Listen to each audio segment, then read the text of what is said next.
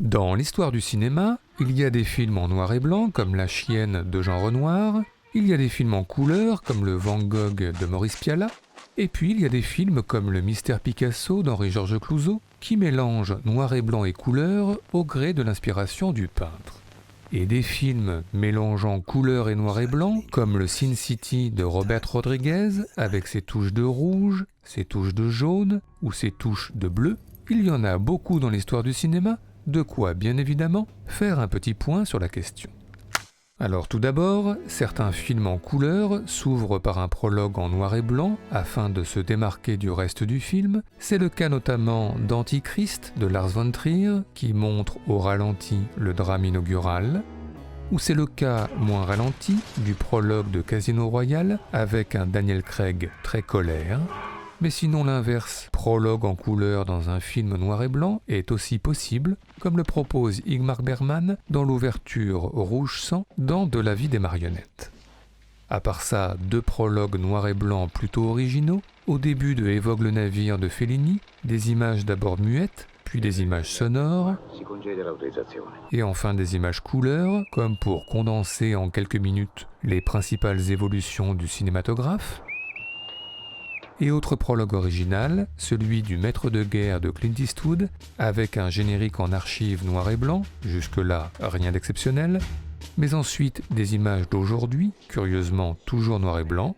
On se demande alors quand le film va passer à la couleur, et bien avec l'apparition de la star Clint Eastwood. Mais encore, eh bien le changement couleur noir et blanc permet le plus souvent de différencier les époques. C'est le présent en couleur, même discrète, à l'aéroport de Paris dans Persépolis, qui laisse bientôt la place aux souvenirs en noir et blanc à l'aéroport de Téhéran. Margie, c'est dingue comme tu as grandi. Ou à l'inverse, dans Bonjour Tristesse, le présent de Gene Seberg en noir et blanc à Paris, qui laisse bientôt la place à un passé coloré sur la Côte d'Azur. Sinon, dans cette idée de temporalité, on s'en voudrait de ne pas citer l'exemple complexe du Memento de Christopher Nolan, où l'on change très fréquemment de régime d'image en fonction d'une mémoire très parcellaire. Mais à part ça, eh bien, comme nous l'avons vu en ouverture avec la peinture, les films sur la création souvent jouent du passage du noir et blanc à la couleur ou inversement. Pour rester justement dans la peinture, les toiles, parfois, comme celle du portrait de Jenny, apparaissent finalement en couleur. Une idée de l'art plus réelle que la vie que l'on retrouve dans le portrait de Dorian Gray, avec ce soudain passage à la couleur. Sinon, dans Andrei Roublev, Andrei Tarkovsky rend hommage aux peintures de Roublev, là aussi par un passage à la couleur. Alors la peinture, certes, mais aussi la littérature, puisque dans le Mishima de Paul Schrader, l'écrivain japonais vit en noir et blanc et pense en couleur. À part ça, les films dans les films aussi en passent fréquemment par un changement chromatique, celui par exemple raconté par l'infirmier dans Parle avec elle de Pedro Almodóvar.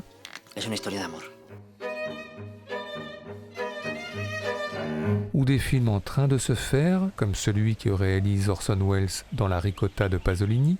Tiens, la peinture, encore une fois en couleur.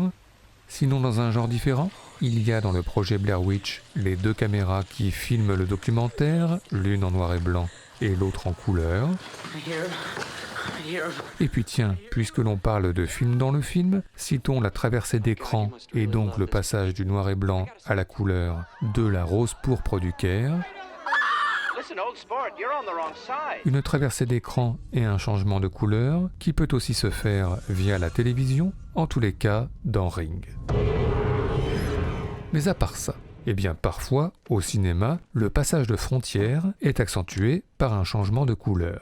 Dans Kafka par exemple, Jeremy Irons pénètre au cœur du grand secret, dans un monde désormais en couleur, en une ouverture de porte.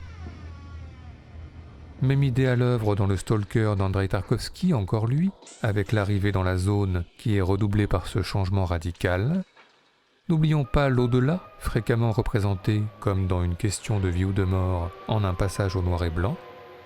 Sinon idée proche, de nombreux personnages souffrants s'évadent en un changement chromatique, comme on peut le voir dans Johnny s'en va en guerre, où le héros meurtri se replonge dans ses souvenirs colorés. Même idée dans Le Magicien d'Oz, avec une Dorothy souffrante en sépia, puis en pleine forme en couleur, avec à nouveau un changement via une ouverture de porte. Sinon, toujours dans la même idée, n'oublions pas Al Pacino dans L'Impasse, au plus mal sur un quai de gare, en noir et blanc, qui s'apprête à revenir sur son passé en couleur via un panneau publicitaire. C'est que le rêve, très souvent au cinéma, est perçu par un changement de couleur, un rêve noir et blanc dans La Nuit américaine de François Truffaut, ou à l'inverse un rêve en couleur dans Un drôle de paroissien de Jean-Pierre Mocky. Bonjour. Sans oublier le fantasme et l'hallucination, parfois introduits par un basculement chromatique, comme dans Shock Corridor de Samuel Fuller, ou dans cette scène de fantasme dans Les Diables de Ken Russell. Sans oublier un court-métrage culte, Star Suburb de Stéphane Drouot, ou dans une galaxie lointaine, très lointaine, une adolescente au quotidien plutôt terne, fantasme une aventure spatiale aux couleurs pimpantes, très Star Wars. Mais encore, le changement chromatique permet parfois de souligner un changement, une évolution psychologique. Par exemple dans Tueur né, une image soudaine en noir et blanc pour dire l'énervement du personnage et la tension qui monte. Mais aussi dans Les ailes du désir, la transformation de Bruno Gans d'ange dans les cieux à homme à terre en un basculement chromatique. Tandis que les personnages meurtris de Reka, de Shinji Aoyama, se reconstruisent progressivement après un trauma, une guérison soulignée par un sourire, puis par un passage à la couleur. Enfin, à l'inverse, dans Lady Vengeance, Park Chan-wook filme un personnage qui se fane au fur et à mesure des événements et qui plonge dans un monde en noir et blanc, hormis une bille colorée, signe d'une innocence peut-être pas encore tout à fait perdue.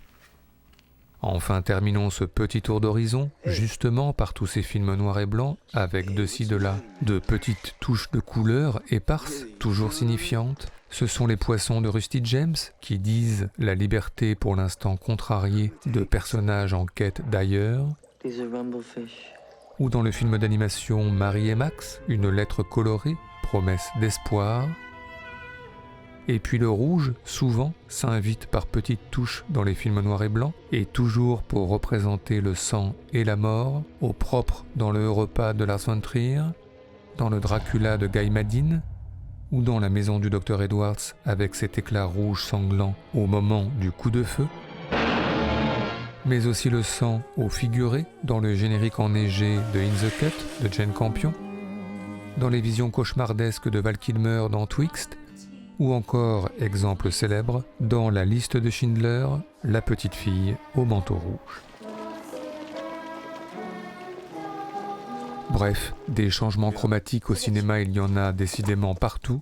Touches de noir et blanc dans les films couleurs, Le temps d'une caresse en voiture dans 2046, ou un peu plus si affinité dans Un homme et une femme, ou des touches de couleur dans des films noirs et blancs, Le temps d'un défilé de mode dans Le Femme de Georges Cukor, ou Le temps d'une danse à deux dans Nola Darling de Spike Lee, ou Le temps d'une danse à un peu plus dans Yvan le Terrible. Et tout ceci nous a plus que jamais donné des envies de classement. C'est donc parti, allez hop, pour notre traditionnel top 5 subjectif, celui des meilleures scènes couleur noir et blanc de l'histoire du cinéma, en tous les cas pour nous.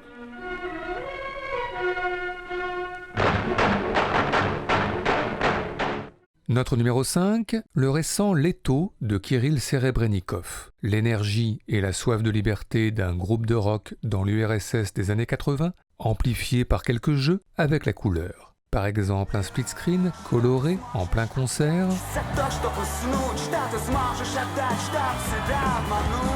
ou des tomates rouges dans un panier pour une reprise de Psycho Killer des Talking Heads,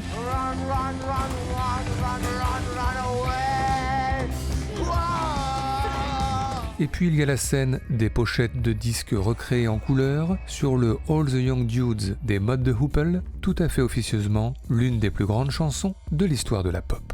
Well, Billy rap all night about his suicide, hard kick in the head, and he was 25, speed jive. Don't wanna stay alive when you're 25. And Red is stealing clothes from Max and Sparks, and Freddy's got spots from ripping off the star from his face. Funky little portraits. Television man is crazy, savage even all the liquor tracks. Oh man, I need to be, I've got to rap. All the young dudes carry the news. Boogaloo dudes carry the news. All the young dudes carry the news. Boogaloo dudes carry the news.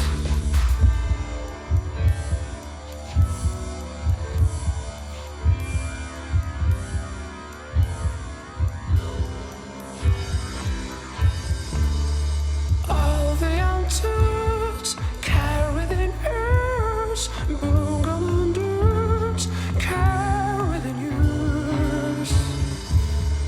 All the young dudes carry the news.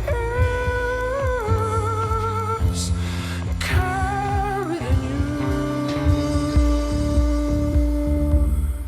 Notre numéro 4, le passage de la couleur au noir et blanc et inversement est souvent un moment ludique au cinéma, par exemple dans Kill Bill de Quentin Tarantino, avec cette idée simple, puisque les couleurs sont une question de vue, et bien un passage de la couleur au noir et blanc en un œil arraché. Puis, avançons un peu, on est obligé, le retour à la couleur en un clignement d'yeux. Et puis dans un genre différent, il y a le Happy Together de Wong Kar-wai, avec Leslie Cheung et sa phrase magique, promesse de changement, et Wong Kar-wai de s'adapter via le noir et blanc.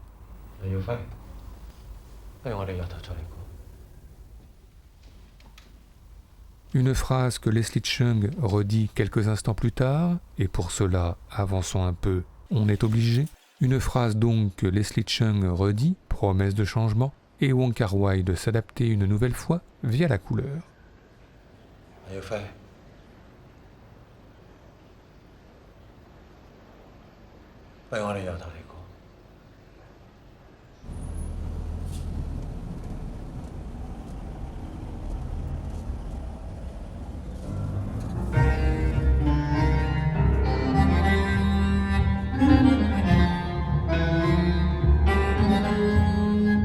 Notre numéro 3 concerne Invasion Los Angeles de John Carpenter, They Live en anglais. Si vous ne savez pas que le monde réel est en fait en noir et blanc et rempli de messages subliminaux abrutissants, contrôlés par des aliens mal intentionnés, c'est que vous n'avez jamais vu le film de John Carpenter, et ça, ce n'est pas bien.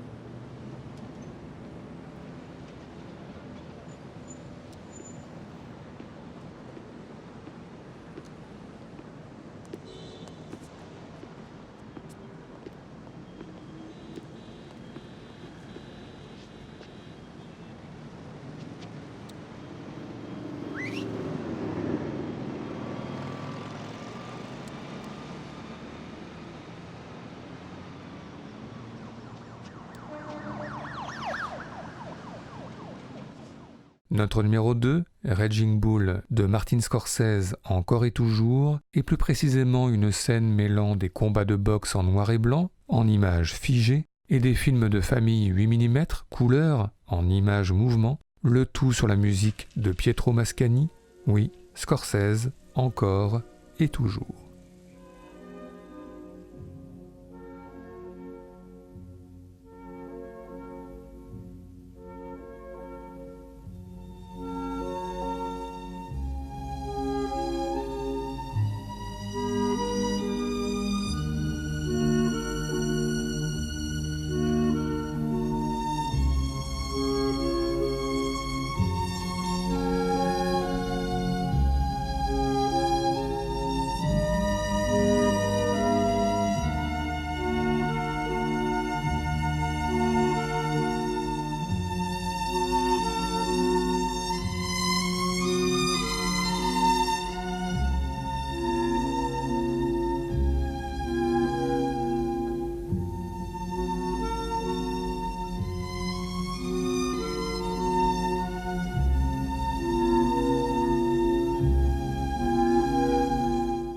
enfin notre numéro 1, Pleasantville de Gary Ross, l'Amérique noir et blanc des années 50 d'un côté, Tobey Maguire, personnage venu du futur et donc de la modernité de l'autre, et un choc des époques et des cultures qui se concrétise par une intrusion progressive de la couleur dans un monde en noir et blanc, notamment lors d'une fameuse scène de bain. Et pour bien profiter de ce dernier extrait, plaçons, une fois n'est pas coutume, notre générique de fin avant la fin, avec les titres des films, les réalisateurs, les ayants droit, voilà, et pourquoi pas avec quelques touches de couleur ici ou là, quelques touches de couleur ici ou là, plus 2 ou 3 choses, voilà, voilà. Et donc maintenant, dans Pleasantville, avec la complicité de William H. Macy et John Allen, l'arrivée de la couleur.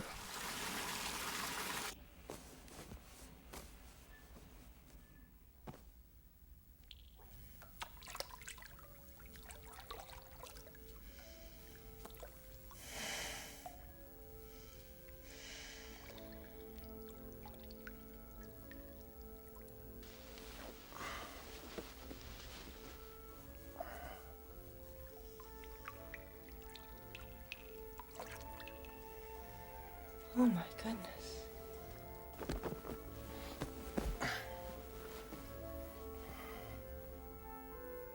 Oh my